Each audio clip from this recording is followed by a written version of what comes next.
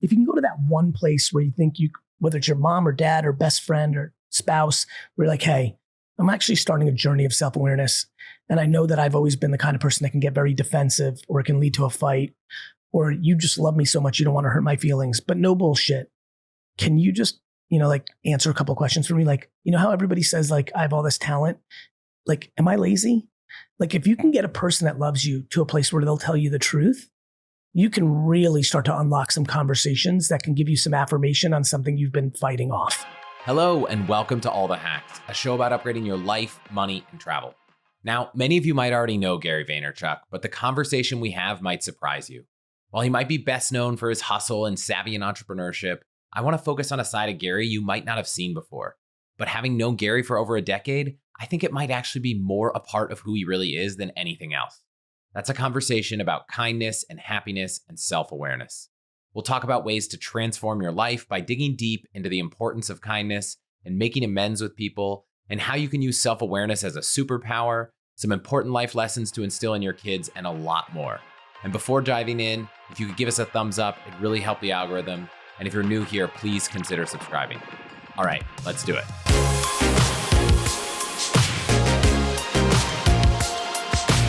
Gary, thanks for being here. Are we rolling? Okay. Gary, thanks for having me here. Thanks for having me on your show, brother. Yeah. It's good to be in this office. So many people that I told I was coming to chat with you associate you with hustle. What are they getting wrong when they make that assumption? The nuances of it, right? Like, yes, I believe in work ethic. I think it's a variable. But I don't think it's as, it kind of reminds me of what's just kind of going on in the world, right? We're so into headline reading.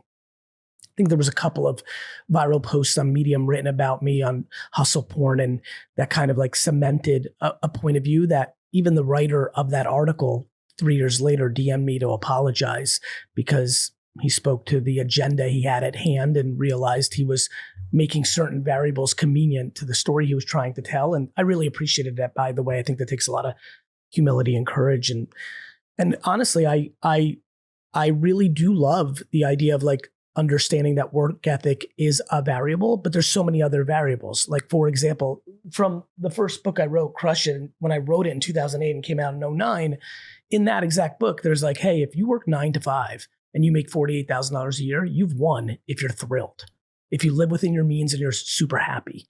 And so I think, what people get wrong is, I'm excited and I enjoy what I do and I put in hours towards it, but, it doesn't define me. I'm completely, utterly detached from like financial and success, from notoriety. I just love my game. Like, the people that know me best know the same vigor I talk about, like, hey, you can have a career that you love. I bring that same vigor to 6 a.m. on a Saturday to go garage sailing because I love it, or competing in basketball or pickleball, or watching a Jets game. I think what they get wrong is, unlike a lot of people who don't even use that word or even deploy that energy, I have tons of friends who are seemingly calm, speak all the right speak for acceptance, but are absolutely incredibly overly driven by money, by fame, and are detached to that. And I think that's why there's a lot of anxiety in the world. And so I think the nuances of how I think about it. Plus, I also spoke about that concept during an incredibly down market in the economy, when the internet was hitting an incredible inflection point in 2008, 9, 10. So, I think just the nuance of it, the word, when I used the word hustle in 2008, 9, 10, the intent is like, hey, there's opportunity and you can go get it. I'm thrilled to change that word to tenacity or grit or work ethic. So I think the semantics of it all. And I am a communicator that I'm incredibly self-aware that the way I communicate, with the excitement level, with the energy, with the Jersey chat of it, I'm very aware and genuinely compassionate and understanding to why people may take the extreme take. And I also don't have the audacity. I deploy enormous humility when I'm about to say what I'm saying.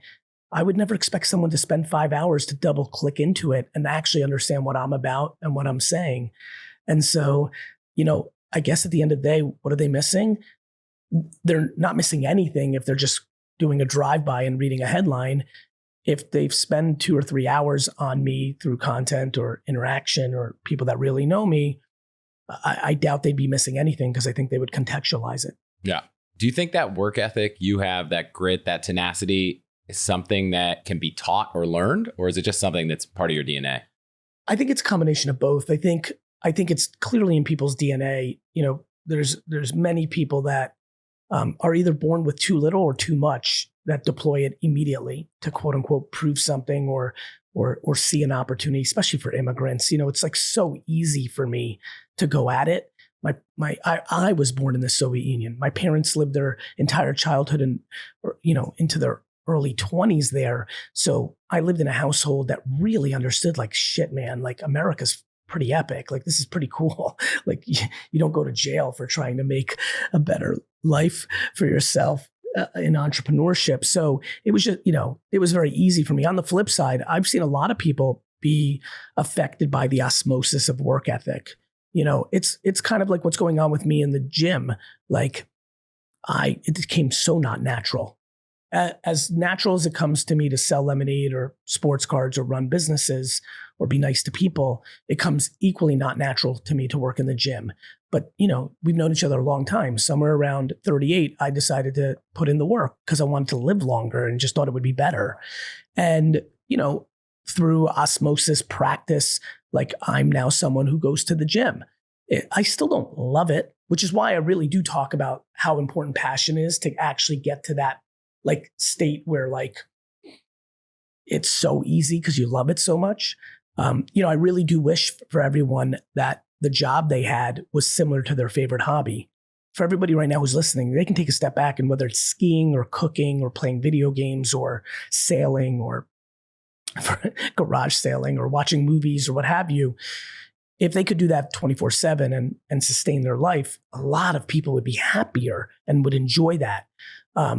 But on the flip side, for a lot of us, just like me for the gym, sometimes you have to put in that work if you want to accomplish something that you think is good. To me, I'm actually very focused on people living within their means versus creating, frameworks that require them to work harder to make more money to live within the means that they think they need to live in. Like, I don't think you need a BMW. I don't think you need a 6-bedroom house. And I think that is where that conversation gets interesting. But, at the end of the day, I think it is something that can be taught, but I don't think it's something that can be taught in this scenario. I've gotten better at basketball even in the last year. I've put in more work. I'm not an NBA player. So I think there is a level of DNA that caps out everyone in every genre. But I think the capacity to get better in everything is quite high. Like, I can't sing for a lick. I have a feeling if I got a voice coach and really put in the work and like worked on it for a decade, like I think I would be better at karaoke than I am now. And so that's interesting to me, the things you can control versus the things that you can't. So I'm guessing you don't want to sing, which is why you haven't done that. But you Correct. did want to build. So I have a new song out with Snoop. Everyone go check out. This is not a joke. Go check out on Spotify. Please take a step back. Snoop Dogg and GaryVee. 17-year-old me is still freaking the fuck out. But you did want to work out. You Yes. said you're 38. I'm 38. I don't have a great fitness regime. Was it just putting in the work, or are there things you did that made it more possible? I think I was also in a 5-year window where I was really hitting it hard, traveling a lot, going hard. I was really enjoying it, but I did recognize like, like this is really like not sustainable. Like, I don't think I have good eating habits. I have great mental habits. I'm incredibly calm and happy. I sleep. Back the hustle thing that always makes me laugh is like I sleep 6, 7, 8, 9 hours a night, depending on the night. So I have good sleeping. I have good lack of anxiety because I am detached from the work stress. But I knew that my eating and muscles were nowhere. And so my back had been hurt as a child working in my dad's liquor stores. So like that was something I wanted to fix because it was really uncomfortable. And back to like kids' life, you start like not wanting to carry your kid because you're worried your back goes out. And little simple things like taking luggage off of the top of like a plane and like having to use your right side because you're scared your left side will go out. There was these little nagging things, my neck. like would get stiff at times. I was like, well, I'm way too young for all this. And I plan on like really quote unquote going hard. I mean, I enjoy what I do. I'd like to be 65 and fly somewhere for a meeting or, and so, for me, I just said, I've got to do this. This is very clear. Like there's certain things that are just very clear. Back to how we started this, like work ethic is one of the variables that helps somebody build something meaningful, right? Well, eating well and going to the gym, like genuinely gives you a higher propensity of like having a longer life and a more enjoyable life in your 60s, 70s, and 80s. So it was just a very logical conversation. I also got to the financial place where I was able to hire a babysitter. And the big unlock for me was I'm not accountable to myself. I'm accountable to others. The reason I think I'm a very good boss, the reason I think I'm a good friend is like, I like being there for people. For my own self, I just kind of take it for granted. I don't want to like beat my own record on how fast I ran or how much I pumped. So by hiring Mike Vacanti to be my full-time babysitter and like the person I was accountable to, it really worked for me. And it's what I'm still doing 10 years later. It's funny. The sharp decline in my exercise happened when Kevin Rose stopped riding the Peloton because we had this fierce competition of like, I didn't care about beating my record. I cared about beating his record and he cared about beating my record. And then he kind of like gave it up and I lost. I lost a little bit of that that's edge. A huge insight for you. I think you can replicate that. You've got other Kevin Roses in your life. You can find a Kevin Rose on Twitter right now. And so I think that's epic. And by the way, same with me, like who I am on a basketball court or a tennis court, the level of effort and work I put on in that environment versus what I do in the gym is like 10 to 5, like 10 on the court, 5 in the gym. So I understand that. And I think that that's something you should try to figure out.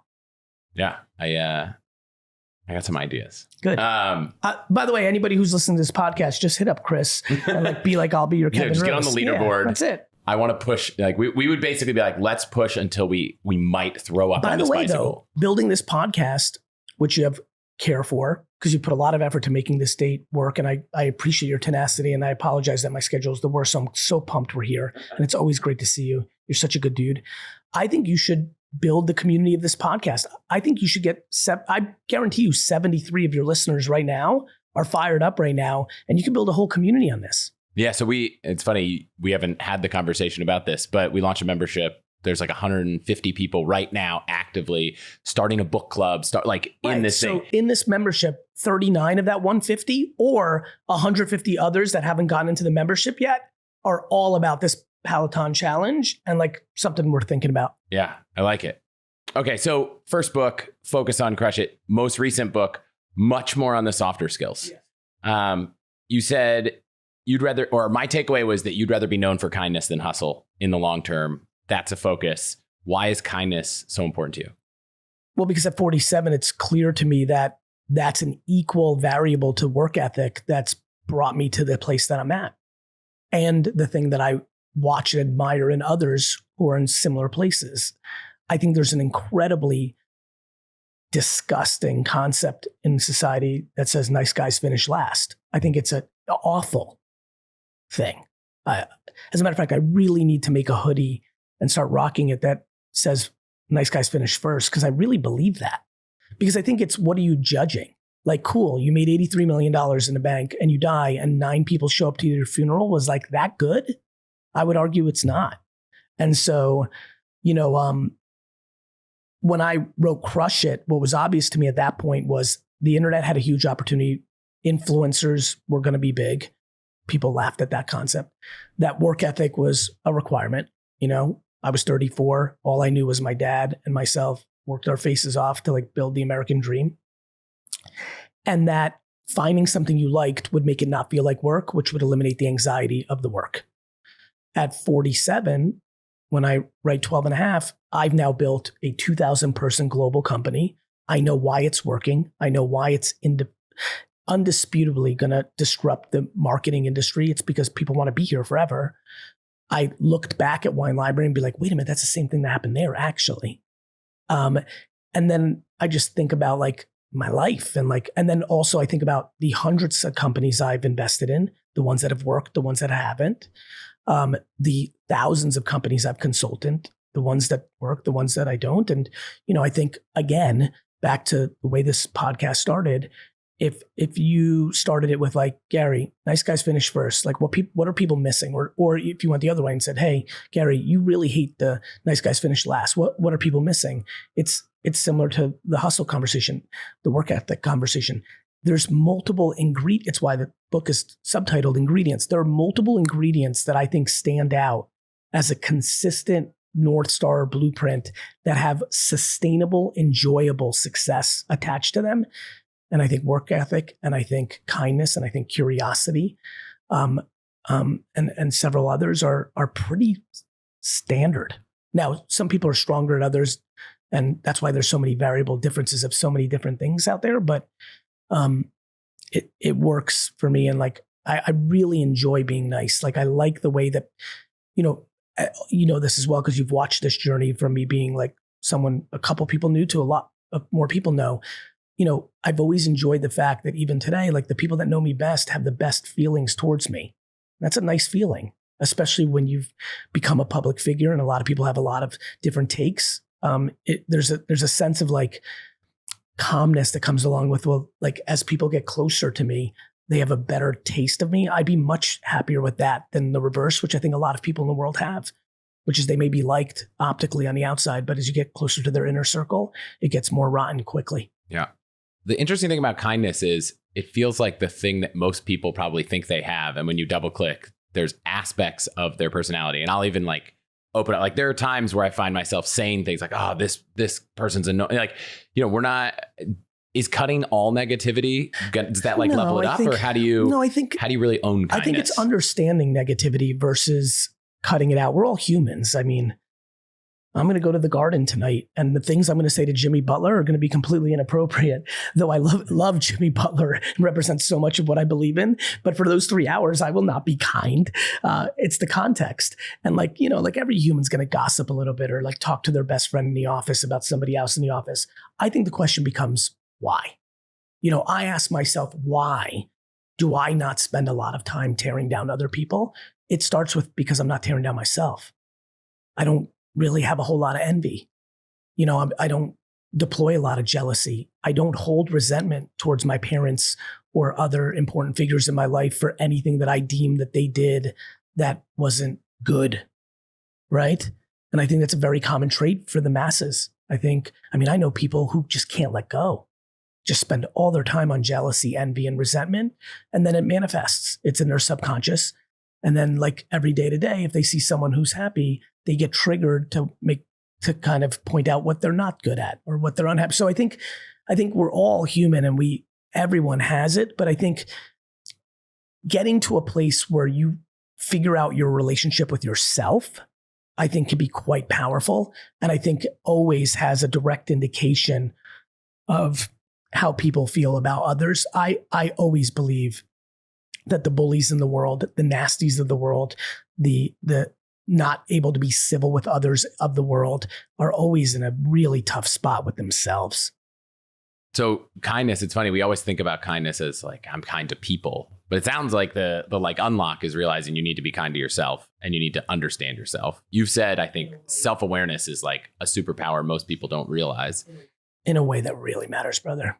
Like in a way that's like, man, if I could wish anything for people on earth besides good health, for everyone who's listening in this great community, because I know the kind that you would cultivate, I just think to myself, like, who's a listener of this based on, I know a good amount about you and like I've been watching you for a long time. Like, there's like a really high standard of human on here, but I think a lot of them are blind to certain aspects. And I think the biggest one is like, just be like easier on yourself, like the extreme level of judgment people put on themselves because they play the game of comparison. Like the enjoyment I get to see Kev or Tim Ferriss or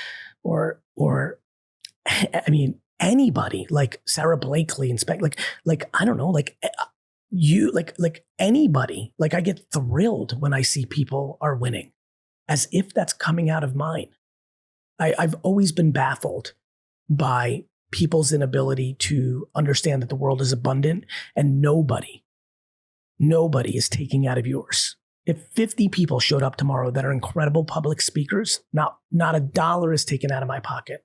There's plenty of speaking gigs I could do, and so I think I really wish people understood that. And I think understanding who you're trying to accomplish for is also very important. There's a lot of people listening here who are still trying to make their parents proud, even though their parents are not capable of ever giving that, cosign to their child because they themselves never got it from their parents. So a lot of people blame their parents and haven't done the work of figuring out that they should actually be blaming their grandparents, which then leads them to actually realize they should be blaming their great-grandparents. And it becomes this game where you can give your parents a lot more leeway, which actually a lot of times for people is an unlock. And it's kind of like you can get it off your chest. And, I think, I'm very passionate about this subject matter. Are there things people that are listening can do to start to build better self-awareness? Is there like a training regimen or some activity that you've seen be helpful? I think one is to really start to make the people closer to them feel comfortable with giving them truth and candor. So like finding that best friend where like, if you can go to that one place where you think whether it's your mom or dad or best friend or spouse, where you're like, hey, I'm actually starting a journey of self-awareness. And I know that I've always been the kind of person that can get very defensive or it can lead to a fight, or you just love me so much you don't want to hurt my feelings, but no bullshit. Can you just, answer a couple of questions for me? Like, how everybody says like, I have all this talent. Like, am I lazy? Like if you can get a person that loves you to a place where they'll tell you the truth, you can really start to unlock some conversations that can give you some affirmation on something you've been fighting off. It's funny you say this. I remember, I hope he's okay with me talking about this. Kevin went through this process and actually hired someone to call a bunch of his friends and have that kind of like performance review conversation and be like, I'm going to keep this anonymous. I'm not going to sign it to you. But like, Kevin wants to know, like, what can he improve in? Like, where is he letting his friends down? What would you tell him if, you knew he wouldn't be able to know it was you? And it sounds like, not everyone needs to hire someone to do that. You could, it's hard. Sometimes your friends don't want to be honest. No, I think what you just said is a viable and maybe even a cleaner data set than what I'm referring to. And, I'm just very aware that most people can't afford to hire someone to do that, right? Or even think of it. But like, look, but even a friend, like ask a friend, can you just call these 5 people and ask? I like it. To your point, in my version, I'm asking that most inner person to give it to you. To your point, maybe that inner person is the one that cultivates the data. I think it's fascinating. Or an anonymous Google form. I like that too. I like that too. I think people have to be ready, right? I had to be ready at 30. For 8 years, I knew health and fitness was something I wanted to be, but it was finally on a flight from Houston to New York with my head against a window where I was like, it's time. Like for a lot of people right now, they're hearing this and they're pushing against it, like, nah, because they're not ready. For another listener today, this was the moment. Like in the last week or two, they just got ready of like, you know what? I just want my life to be happier. And this is part of the equation. Like, look, out of all the things, work ethic, passion, kindness, I will say that accountability, I would argue, is probably the quickest indicator to how happy you are. If you are truly interested in being accountable. To yourself? Yeah, to the whole thing. To yourself, to everyone around you, to every situation, to every relationship, to the truth. Like when, I'll give you a good example. In my 20s and 30s, I would struggle so much with firing people and giving them candorous feedback that almost every exit at Wine Library and early VaynerMedia was sloppy. They stayed a year longer because I wrestled with it. And then when I would do it, it would just be a shit show. Like I'd ask my cousin Bobby to do it, even though I was the one who interacted with the person every day, 500 days a year. I would flub it. I would go in quick and get out with any, I would talk for 3 minutes about how they're the greatest and be like, but that being said, we're going to have to let you go. And they'd be confused. And so there was 200-300 people over a 20-year period, back to what I said earlier, that were close to me and did actually know me, who did not have a good taste towards me. What did I do in my 20s and early 30s? I would blame them. I'd be like, how could that person be mad at me? They were they were the worst. They were so incapable at their job. I was such a good guy for letting them even be in the company for another year or two. Look what's happened. They've not been successful in their last 2 places. And it took me getting into my late 30s and really actually into my mid 40s. Fuck my late 30s, not my late 30s. It got into the last 3 or 4 or 5 years where I was like, you know what? My lack of candor is the kryptonite to the thing I said 15 minutes earlier, which is I love that people that know me like me a lot. Asterisk, people that have worked for me that were not good at their job, in my subjective opinion, that I let sit around because I was too scared or was not interested in conflict. And I created so much resentment and passive aggressiveness that eventually it boiled over and then they were fired. That group of 100 to 200 people on earth don't have the same good taste towards me than the 10,000 that have been close to me in my life. That took me being accountable to like, that's on me because I struggled with candor, which is why in the book, the last book that you're referencing, the reason I wrote 12 and a half was strictly at the end of the day to talk about kind candor. This concept that I rebranded it to myself and now I'm better at candor, but it took a lot of professional and personal losing for me to get to that point where I could be accountable and be like, hey, okay, tough guy, like you're good at a lot of shit. That's nice. So are a lot of people. This is something you stink at and like will continue to be a problem in your life unless you're able to build. And I'm proud of where I'm at with candor now. I'm a 5. I'm a 4.7. I'm a 5.2. That's a lot better than a 1. And I got to tell you, in the last 2-3 years at VaynerX, the holding company, VaynerMedia, the agency, the company's much stronger because of it. People are, my greatest pride as a leader was eliminating fear. I got this. I got this. I got this. I got you. We got this. And I delivered for years. But what really was rock bottom for me was when I realized, wait a minute, there's a lot of people walking around scared because they don't know if out of nowhere they're just going to get fired because I'm like, everything's great until it's not. And then I have to start giving more candor along the way. And my organization does it better because I do it better. And it's been a big growth for me. Have you mentioned earlier that you liked that reporter reached out to you 3 years later. Have you reached out to those 100 to 200 people? I've reached out to many people. I have. I like making amends. Luckily for me, and this is just like, so the answer is several. Luckily for me, there was a lot of good in what happened until the end. And so for a lot of people, when they've gone on to have 2 or 3 other work experiences, they were able to contextualize what I was doing well. And so to the credit to a lot of those people, a lot of those 100 to 200 people, 2, 4, 5 years later have reached out to me. And then because I was still on my journey, I wasn't there yet. And then to me, when they did that, I would come so hard and say, hey, you're Jimmy, Sally, thank you. But hey, I need to own a piece of this as well. Over the last 2, 3, 4 years, I've been better at starting that conversation versus being the follow-up to that. Yeah, I mean, I appreciate you being vulnerable, saying, I'm not good at this thing. Because I think from the outside, everyone's like, Gary must be great at everything. He's just. Yeah. And honestly, from the outside, I think a lot of people, back to the way we started this podcast, assume I'm not good at a lot of things. For example, people are blown away when they hear that I don't like conflict because on public stages and in podcasts, especially because I always talk about innovation and breaking things, seemingly I like it. So, there's different versions. I think the other thing for everybody who's listening is like, look, a very important thing back to judgment is I don't make assumptions about anybody. Like every person I know that I don't know, I make almost no assumptions. You don't know if their aunt. I'll give you an example of like shit I think about when somebody's judging someone. Like, oh, someone famous like Ryan Reynolds has the best life ever. You don't know if the most important person in that person's life was his aunt who was a mother figure and she's been diagnosed with terminal cancer. How do you think that person's walking around right now? Or in your office, like that person got the promotion. They're so lucky. Are they? You don't know that their spouse might be dealing with alcoholism currently right now. I think I'm glad you brought that up. I think another thing that really works for my temperament, for my peace of mind, for my joy is my lack of capacity to make assumptions about other people's lives. Like there's nobody I think has it great. It's inconceivable. Everyone's a human.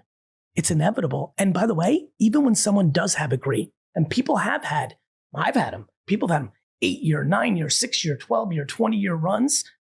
Life is too challenging.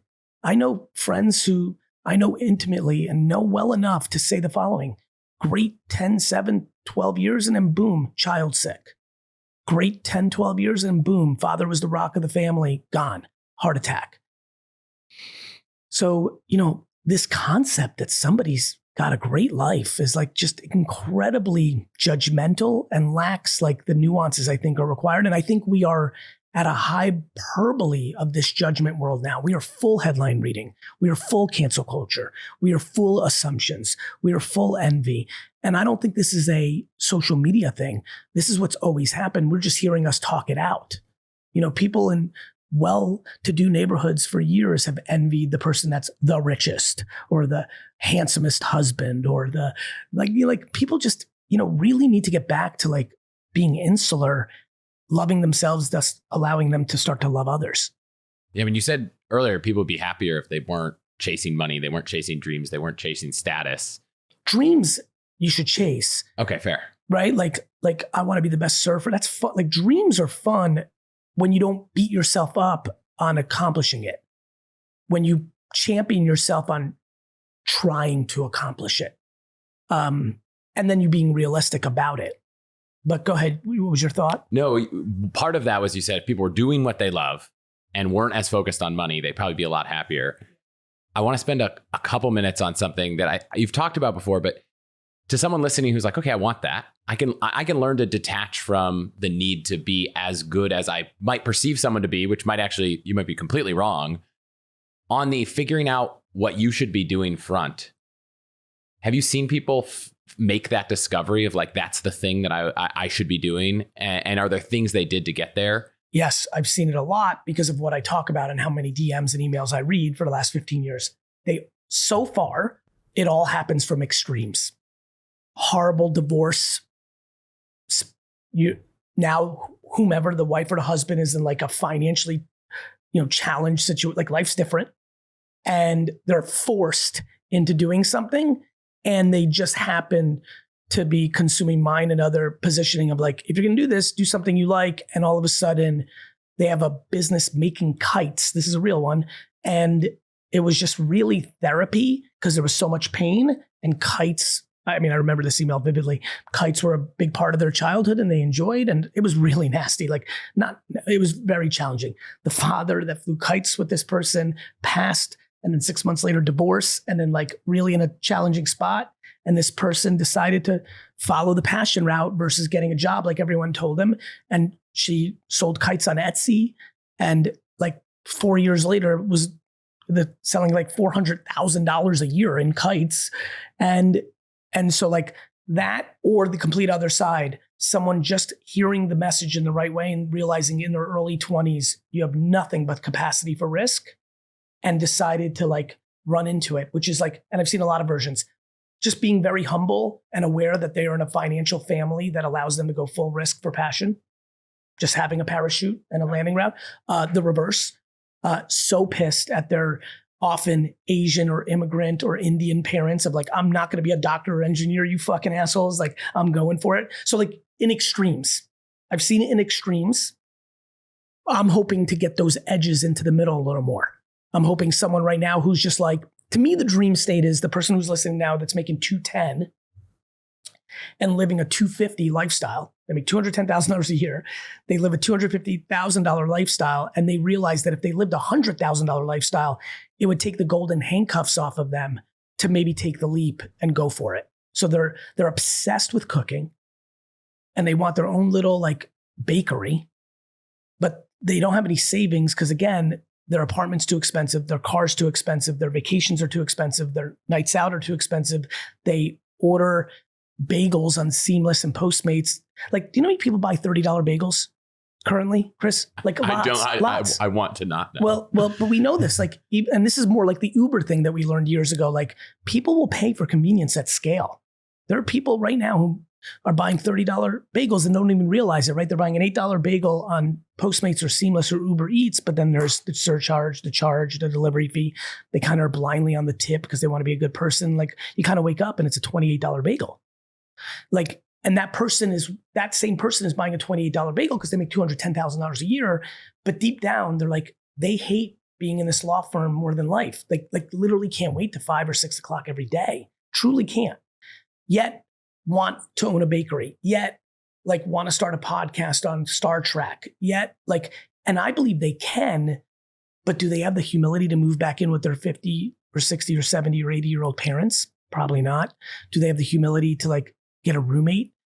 Probably not. Like, do they have the awareness to say, I should move out of New York and maybe move to a suburb of Wisconsin because I actually like the outdoors and my lifestyle there can afford it? Like, especially right now, I got one. I haven't thought about this until this exact microsecond. We are living right now in a world where a lot of companies will let you work remote. I've been talking about this whole quit your job, start your life by going humble. How about don't quit your job, ask for a move. And so you literally go from New York, LA, San Francisco, Dallas to literally lower cost, deep suburbs of those places. You know, my parents live an hour and a half from this office. Living in Hunterdon County, New Jersey, you can live for a lot less than living in Manhattan. Could you do that? And could you take those savings? Could you cut out the $30 bagel? Can you take one less vacation? Could you trade in the car you have now for a downgrade? And can you take all those savings on that 210? Now you're living a 130 lifestyle, right? And can you stack 30,000 in savings 3 years in a row to give you that $100,000 nest egg to go? That's a level of practicality around passion that I hope becomes a bigger norm. Totally agree. I actually have been thinking about this as you're talking, that my new hypothesis is that once you start doing the thing that you really like, you actually probably will care less about all these other things going on, right? If you hate your job, like, of course you're like, oh, I need these other things to make me happy. My friends have these things. It's all in, all out. Yeah. Like when I work out, I eat better. If I don't work out in the morning, I eat worse. So it's an all in or all out.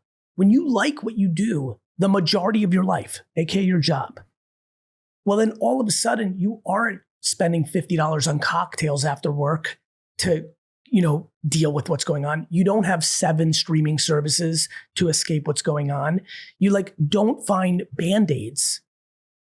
You get, you know, like you don't find Band-Aids for the issue. And the issue is your relationship and your job. And like figuring that out is massive. I got 2 final things. One, so you're all in on let's say you're all in on something, which I kind of am on this podcast. Like I found the thing that's me, it's my calling. Once you love it so much, you know, I know you have kids. How do you find this balance of I love what I'm doing? A part of me is like, I could spend every waking hour thinking about it, but I also love this other thing. So I have these 2 big ambitions. You want to mitigate regret.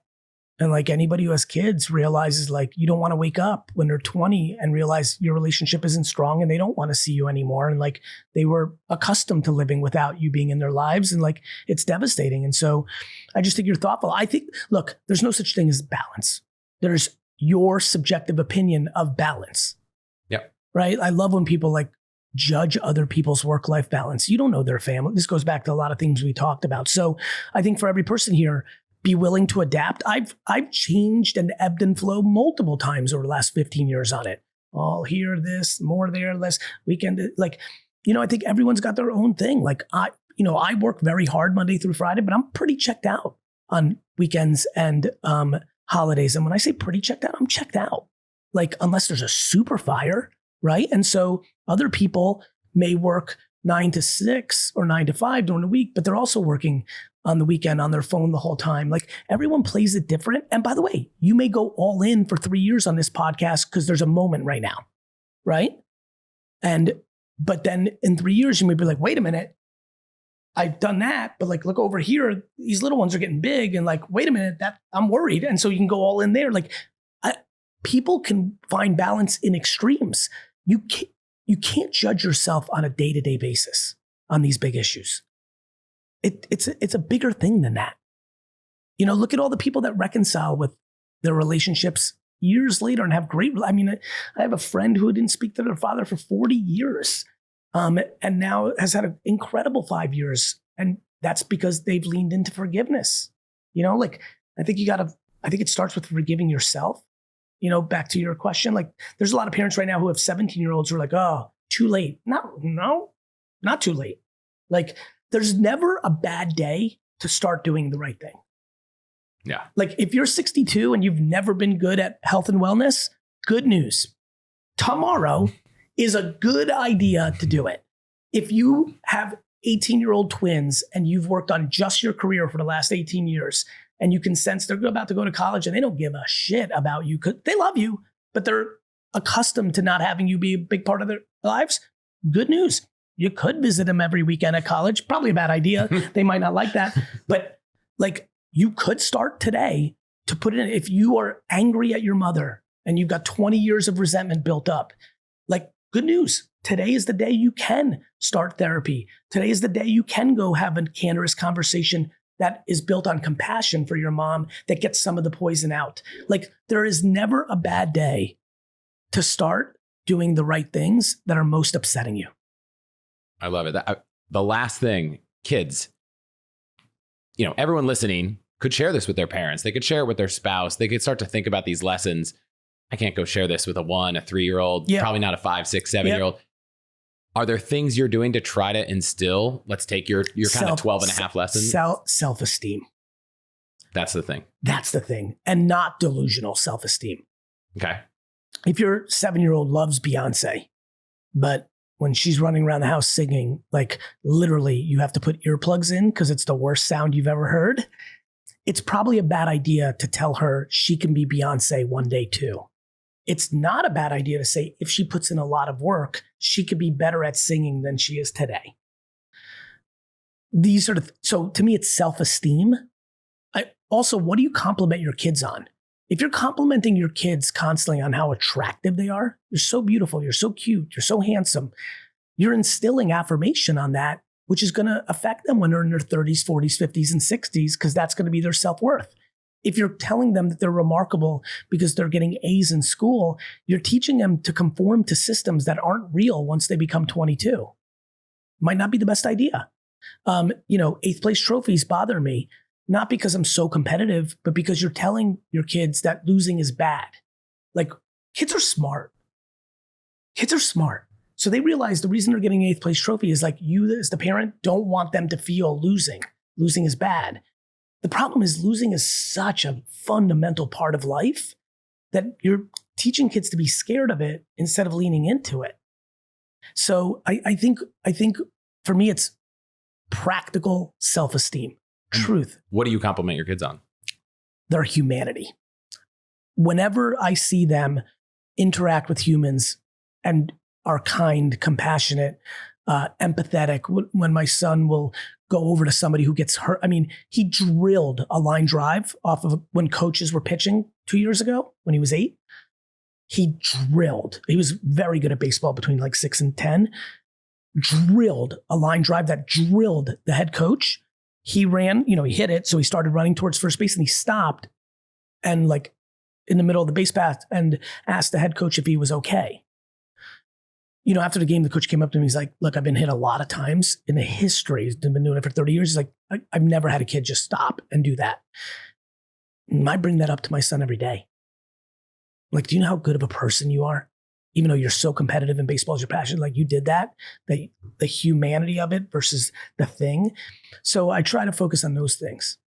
I love it. I feel like this is not the conversation I think a lot of people thought we were going to have. And I like that. Any final words or where people should go to see more Gary? I think building off of what you just said, I think it was a theme of everything. Like books by covers is a real issue in our society right now.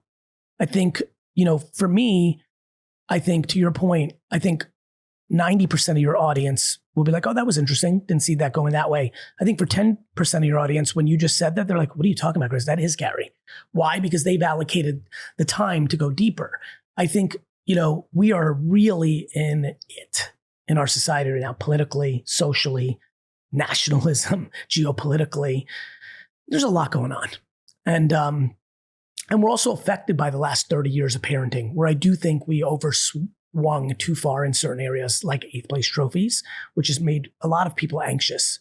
So what I would say as a final thought is, if you find yourself thinking that in this interview or any other of Chris's interviews, it's definitely what made me think about the world. Like when I started going through my 20s and 30s and meeting people that I had different thoughts of. And then when I got to double click in, either in person or through content consumption, I'm like, right.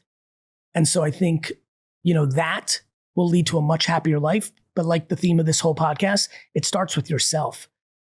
Finding how to not judge yourself for your shortcomings and accept yourself for your shortcomings, and champion and be proud of your strengths is a really nice framework to be able to do it for others, especially your children, your spouse, your parents, and then going to your friends and acquaintances, and then just the world. I think this world desperately needs more civility and warmth.